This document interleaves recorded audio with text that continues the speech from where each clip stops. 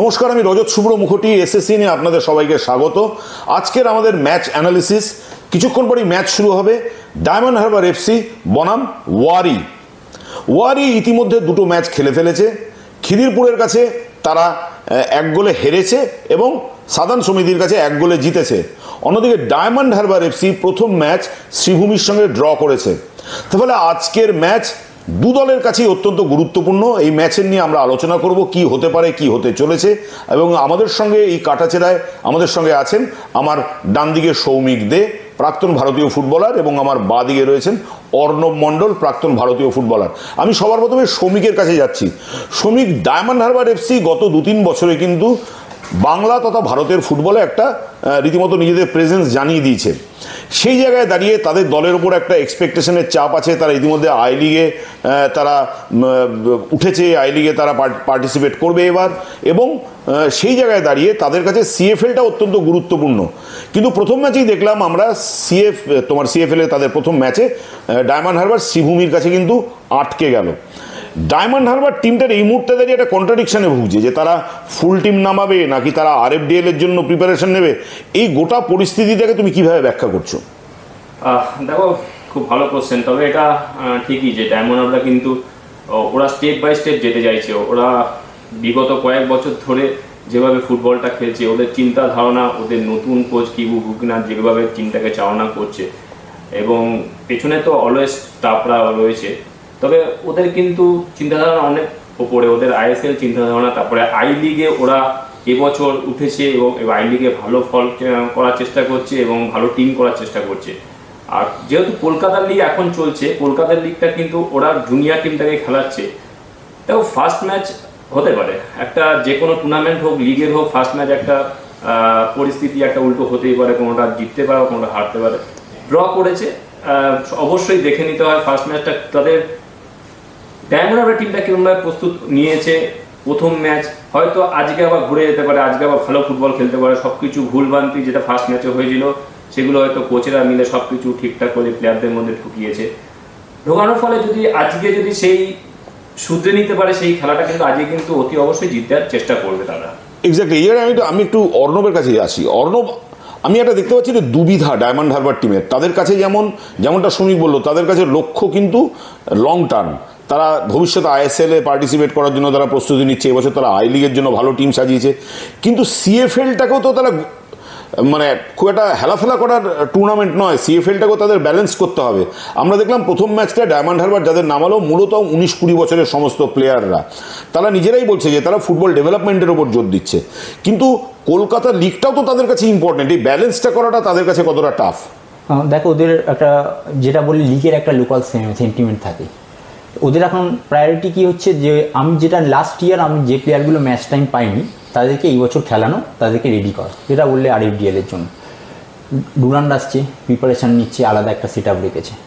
কিন্তু আমি যেটা বলতে চাই যে লোকাল সেন্টিমেন্ট, মানে এই যে কলকাতার ছেলেরা খেলেছে তাদেরকে প্রুভ করা। কারণ এই বছর একটা অন্যতম কন্টেন্ডার হচ্ছে ডিএইচএফসি। আমরা জানি এতদিন মুনমানিসিমান ছিল, যেটা থেকে একটু বেরিয়ে এসে ডিএইচএফসি এখন হয়ে গেছে। আরও টিম আছে, বাট আমরা যেহেতু পারফরমেন্স ওয়াইজ যদি আমি দেখি, কোয়ালিটি ওয়াইজ দেখি, তাহলে ডিএইচএফসি অনেক ভালো। কিন্তু ওরা দুটো যে সেট আপ করছে, একটা জিনিস হতে পারে যে তুমি যে টিমগুলোকে খেলাচ্ছ মিলিয়ে জুলিয়ে যারা টাইম পাচ্ছে না কলকাতা লিগে, কিন্তু কোনোদিনই এটা ঠিক নয় যে একটা টিম যদি লুজ করে, হেরে যায়, তাহলে কিন্তু একটা টিমে মনোবলের এটা হবে একটা এফেক্ট। কারণ ডিএইচএফসি কিন্তু গত 2-3 বছর ধরে খালি জিতেই চলেছে। দেখুন, একটা টিম ভালো খারাপ যে প্লেয়ারই করুক, তারা কনসিস্টেন্সি ধারাবাহিকতা রাখতে চায়। আমার ধারাবাহিকতা হবে, আমি যে টুর্নামেন্ট বা লিগ খেলছি সেটা যেন জিততে চাই। কিবু বিকিনা যে কথাটা বললো, কিবুর হাত ধরে, এখন নতুন কোচ এসছে, সেই কোচ হয়তো তার কথা শুনছে, কিন্তু তার কাছে একটা কঠিন এটাই হবে যে তুমি কলকাতা লিগের অনেক টিমকে চেনো না, অচেনা প্রতিপক্ষ, যেমন আজকে ইউআরই। তো আমার মনে হয় না যে আজকের ম্যাচটা খুব তাদের জন্য ইজি হবে, কারণ তারা একটা এক্সপেরিমেন্ট করছে এবং সবে দুটো ম্যাচ হয়েছে। বাট ডিএইচএফসি যদি আগের ধারাটা বজায় রাখতে পারে, যদি জিততে পারে, তাহলে আমার মনে হয় বেটার হবে তাদের জন্য। না, এই জায়গাটা আমার যেটা বারবার জিজ্ঞেস করতেই বারবার ইচ্ছে করছে যে ডিএইচএফসির যে লাইন আপ আমরা দেখছি, যে নরহরি স্রষ্টা থেকে গত বছর যারা খেলেছে, এই ধরনের প্লেয়ারকে তারা রেস্টে রেখে মূলত তারা একদম অফিসিয়ালি বলছে, তারা কিন্তু পাবলিকলি বলছে যে আমাদের মেন টার্গেট হচ্ছে ফুটবল ডেভেলপমেন্ট, ফুটবলার ডেভেলপমেন্ট। আমরা চাইছি যে একটা সাপ্লাই লাইন তৈরি করতে। এটা যেমন ঠিক, কিন্তু সিএফএল এর যদি আমি টুর্নামেন্টে ভালো পারফরমেন্স না করি তাহলে তো আমার একটা ধাক্কা লাগবে। আমি কেন দলের ওই সিনিয়র প্লেয়ারগুলোকে নিয়ে একটা ব্যালেন্স বানাবো না, নাকি এটা ভবিষ্যতে তারা করতে পারে? না দেখো, এটা একটা ঠিক, দেখো কোচের প্ল্যান থাকে অনেক সময়, অনেক কোচের নানা রকম প্ল্যান থাকে। আমি খেলিয়েছি, নরওয়ে শেষটাকে খেলিয়েছি, সবাইকে খেলিয়ে দেখে নিয়েছি, কিন্তু যারা খেলেনি তাদেরকে তো দেখে নিতে হবে। আজকে এই টিমে যদি ভালো ফুটবল খেলতে পারে তারা কিন্তু আগামী দিনে আই লিগে কিন্তু চান্স পাবে। সেটাই কিন্তু কিউভা দেখছে, যে কোচেরা দেখছে যে এখান দিয়ে কিছু প্লেয়ার তোলা যায় কিনা, তুলে গিয়ে আমি যদি আই লিগে কিছু সেট আপ করতে পারি, টিমটা আমাকে ব্যালেন্স দাঁড়াবে। তো অবশ্যই একটা কলকাতা দিয়ে একটা মান সম্মান সব কিছু জড়িত আছে। তারাও চাইবে যে ফার্স্ট ম্যাচটা আমার ছেলেদের দেখে নিলাম কিরকমভাবে কী পরিস্থিতিতে এরা খেলছে। অবশ্যই আজকে কিছু প্লেয়ারকে হয়তো, কিছু সিনিয়র প্লেয়ারকে হয়তো পুট করবে ম্যাচটা জেতার জন্য। আর জেতার জন্য দেখো ইস্টবেঙ্গল, মোহনবাগান, ডায়মন্ড হারবার, মোহামেডান এরা কিন্তু জেতার জন্যই নামে। আর অবভিয়াসলি এদের যদি খেলাতে পারে, আমি মনে করি আজকের ম্যাচটাও কিন্তু জিততে পারে। শ্রীভূমির সঙ্গে প্রথম ম্যাচ ড্র। আজকে আমি যে প্রত্যাশার একটা চাপ দলের ম্যানেজমেন্টের কাছে থাকে বা প্লেয়ারদের কাছেও থাকে। 18, 19, 20 বছরের ছেলেরা খেলছে, কিন্তু গত 3-4 বছরে ডায়মন্ড হারবারের যে ট্র্যাডিশন সব জিতেছে। তার ফলে তাদের মধ্যে কি আজকের ম্যাচকে ঘিরে একটা প্রত্যাশার চাপ থাকবে না অর্ণব? একদমই, কারণ যেটা সব থেকে বেশি যে ছেলেগুলোকে সুযোগ দিয়েছে তাদের প্রমাণ করা, যেটা বলছিল যে তারা চাইবে নিশ্চয়ই ডুরান্ট আই লিগে নিজেদের জায়গা করা, সেই জন্য তো একটা সেট আপ ওদের করে দিয়েছে, তোমরা খেলো, নিজেদের প্রুফ করো। কিন্তু ফার্স্ট ম্যাচ নিরিখে আমি বলবো যে হয়তো কিছু প্লেয়ার আছে, সিনিয়র বিক্রম যেমন ডিফেন্সে আছে, ওদের সুপ্রিয় বলে একটা উইঙ্গার আছে, এরা কিছু সিনিয়র প্লেয়ারকে জুড়ে দিচ্ছে।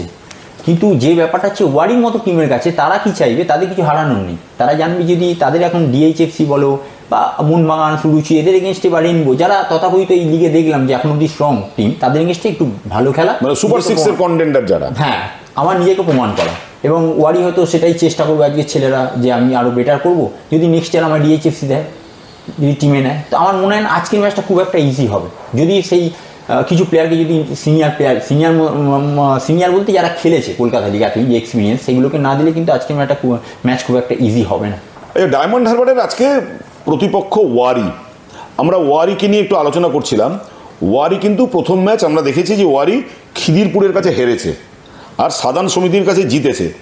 ওয়ারির যে ওয়ারির টিমের মধ্যে ইতিমধ্যেই কিন্তু আমরা একটা খুব কনসলিডেটেড একটা টিম দেখছি। তাদের ডিফেন্স লাইন ভালো, তাদের মাঝমাঠ ভালো এবং তাদের ফরওয়ার্ড লাইনও ভালো।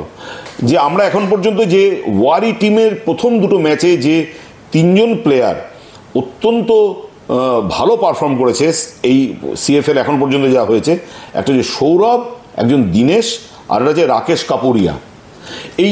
এই 3জন প্লেয়ার, রাকেশ কাপুরিয়ার গোলটা তো অত্যন্ত ভালো। এই 3জন প্লেয়ার স্ট্রাইকিং জোনে এবং মাঝ মাঠে, এটা ডিএইচএফসির জন্য কতটা চাপের হতে পারে? কারণ আমরা দুটো ম্যাচে দেখলাম তারা ছটফট করছে, প্রচুর গোলও মিস করেছে, গোল করেওছে, এবং তাদের মধ্যে একটা অত্যন্ত প্রাণবন্ত ব্যাপার আছে স্ট্রাইকিং জোনে। এটাই একটা ব্যাপার, যেটা বললাম, নিজেদেরকে প্রুভ করার চেষ্টা করছে। এবং আক্রমণভাগে যেটা একটা প্লেয়ারের থেকে যেটা দরকার হয়, একটু এনার্জেটিক হয়, টিনাসিটি, যেটা আমরা দীনেশ সিংকে দেখলাম। দীনেশ সিং মুভ করছে, স্পেস ক্রিয়েট করছে, জায়গা করছে, এবং পিছন থেকে সৌরভকেও দেখলাম একটু উইথড্রল করছে, উইথ বল ভালো রান করছে। এবং বক্সের মধ্যে রাকেশ কাপুরিয়া যে গোলটা করেছিল, অসম্ভব ভালো টেকনিকে যে গোলটা করেছিল। তো স্কোরিং এবিলিটিও আছে টিমটার মধ্যে, যদিও দুটো ম্যাচ হয়েছে, এবং তারা সেটা চাইবে যে আমি আরও গোল করতে এবং ডিএইচএফসি মতো টিমের এগেন্স্টে ভালো খেলতে। তো ওই জন্য বললাম ম্যাচটা হয়তো খুব একটা ইজি হবে না। শ্রমিক 3জন প্লেয়ার আমরা 3জন দেখলাম, রীতিমতো কিন্তু প্রথম দুটো ম্যাচে কিন্তু তাদের মানে অবস্থান জানান দিয়েছে যে তারা this people can make differences মাঠে। এবং তাদের তোমার ডিএইচএফসিকে বেগে ফেলার জন্য এদের একটা চনমনে বা 18-19 বছরের ছেলে, এরাও 18-19 বছরের ছেলে। এবং ওয়ারির ডিফেন্স লাইন, তুমি নিজে দীর্ঘদিন ধরে ডিফেন্সে খেলেছো, দুটো ম্যাচ তুমি দেখেছো, অত্যন্ত সাবলীলভাবে কিন্তু তারা যে কোনো আক্রমণকে প্রতিহত করার ক্ষমতা আমরা দেখলাম ওয়ারির টিমের মধ্যে আছে। তুমি ওয়ারি টিমটা কতটা ব্যালেন্সড? দেখো, প্রথমে একটা কথা বলি, এখন কিন্তু সবই 19-20 টিম। তুমি বলতে পারবে না যে আমি আজকে এই ম্যাচটা জিতবই, কালকে এই ম্যাচটা এই করবো। তবে ওয়ারির খেলা আমি দেখেছি দুটো ম্যাচ, ওদের কিন্তু একতা আছে টিমটার মধ্যে, ইউনিটি আছে, ওরা কিন্তু লড়াই করছে, ওদের হারানোর কিছু নেই। আজকে ডায়মন্ড হারবার এসসি বলে ওদের কাছে একটা বিরাট ব্যাপার, সেটা বলতে নেই। তারা খেলবে মাঠে, 90 মিনিট লড়বে। তার প্রমাণ হচ্ছে গতকাল তুমি যদি ম্যাচটা দেখো, ইস্টবেঙ্গল এবং সুরুচি সংঘ, ইস্টবেঙ্গল কিন্তু কোনোদিনও ভাবেনি যে কালকে এরকম একটা থাম্বেলের মধ্যে পড়ে যাবে, কারণ সুরজিৎ শঙ্কর নো ডাউট ইস্টবেঙ্গলের উপর পুরো চাপ দিয়েছিল এবং গোলের চান্স অনেক পেয়েছিল। তাই আমি বলবো এখানে বড় টিম ছোট টিম বলে কিছু হয় না। তুমি যদি মাঠে 90 মিনিট কন্টিনিউ দৌড়াতে পারো, বল পজিশন রাখতে পারো, অতি অবশ্যই জিতবে। এবং ওয়ারির ডিফেন্স অনেকটা ইউনিট আছে, অনেকটা একগ্রতা আছে। হয়তো একটা ম্যাচ হেরেছে খিদিরপুরের কাছে, তুমি আবার সারদানের কাছে জিতেছো, আজকে হয়তো মেবি জিততে পারো কিংবা ড্র করতে, কিন্তু ভেঙে পড়লে হবে না। আজকে ডায়মন্ড হারবার এসসি বলে তুমি বড় টিম বলে তুমি যদি আজকে তুমি গুটিয়ে ফেলো তাহলে মুশকিল। তুমি অল আউট যাও, অল আউট ফুটবল খেলো, ওদের সাথে খেলো, নিশ্চয়ই তুমি জেতার চেষ্টা করতে পারবে। কিছুক্ষণ পর দিয়েই ম্যাচ শুরু হচ্ছে, আমি একটু একদম শেষ দিকে চলে এসেছি। অর্ণব, আজকের ম্যাচের প্রেডিকশন কি হতে পারে? বলাটা খুব টাফ, যদিও সেকেন্ড ম্যাচ, বাট আমি কিছুটা হলেও ওয়ারিকে এগিয়ে রাখবো, নয় ড্র, বাট আমি ওয়ারিকে এগিয়ে রাখছি 1-0। 1-0 মানে ডিউ টু দেয়ার, যেহেতু দুটো ম্যাচ এবং যেহেতু ডায়মন্ড হারবার এক্সপেরিমেন্ট করছে, ফার্স্ট টিমে কিছু প্লেয়ারকে খেলাচ্ছে না, রিজার্ভ টিম দেখে নিচ্ছে বাকি প্লেয়ারদের, সেই নিরিখে বলছি। এবং ওয়ারি খেলে এসছে যে পারফরমেন্স যদি দুটো ম্যাচে দেখি, ইন্ডিভিজুয়াল বলো এবং অ্যাজ এ টিম, আমি দলগতভাবে, তাহলে ওয়ারিকে আমি একটু এগিয়ে রাখছি। তুমি ওয়ারিকে এগিয়ে রাখছো। সৌমিক? দেখো, প্রথম ম্যাচ আমি ডায়মন্ড হারবার খেলা দেখেছি এবং ওয়ারি দুটো ম্যাচ দেখেছি। ওয়ারি কিন্তু গোল করার ক্ষমতা আছে এবং তাদের অবশ্যই আমি তাদের আজকে এগিয়ে না রাখলে আমি কিন্তু ড্রয়ের দিকে গোলশূন্যভাবে তাদের দেখছি দুটো দলের মধ্যে। একদমই, আর কিছুক্ষণের মধ্যেই খেলা শুরু হচ্ছে। কনক্লুশন হচ্ছে এটাই যে আজকে ডায়মন্ড হারবার এফসিকে কিন্তু জেতার জন্য ওয়ারি নামক কাঁটাটাকে ভালো করে মোকাবিলা করতে হবে। আমাদের দুই এক্সপার্ট তারা কিন্তু ওয়ারিকে যথেষ্ট গুরুত্বের সঙ্গে আজকের ম্যাচে তাদের রাখছেন এবং তারা মনে করছেন যে ওয়ারি, অর্ণব তো সরাসরি বলেই দিচ্ছে যে আজকের ম্যাচে ওয়ারি ফেভারিট। এবং শ্রমিকের বক্তব্য, ডায়মন্ড হারবারের পক্ষে কিন্তু আজকের ম্যাচ জেতা কিছুটা কঠিন হলেও হতে পারে, কারণ ওয়ারির আগের দুটো ম্যাচের পারফরমেন্স। আমরা চলে যাচ্ছি মাঠে, আর কিছুক্ষণের মধ্যেই শুরু হতে যাচ্ছে এই গুরুত্বপূর্ণ ম্যাচ।